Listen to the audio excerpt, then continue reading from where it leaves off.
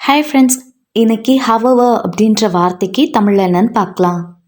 However however இந்த வார்த்தைக்கு தமிழில் என்ன சொல்வாங்கன்னா, எனினும், ஆயினும், என்றாலும். இன்னும் நல்லா புரிஞ்சுக்கிறதுக்காக 2 எக்ஸாம்பிள் சொல்கிறேன்.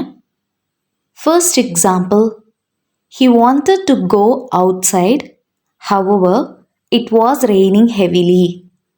அவர் வெளியே செல்ல விரும்பினார், எனினும் மிகவும் கனமழை பெய்தது. Second example, she is very busy, however, she always finds time for her family. அவள் மிகவும் பிஸியாக இருக்கிறாள், எனினும் அவள் எப்போதும் தனது குடும்பத்திற்கு நேரம் கண்டுபிடிக்கிறாள். இன்னொரு வீடியோவில் வேறொரு ஆங்கில வார்த்தைக்கு தமிழ் என்னன்னு பார்க்கலாம்.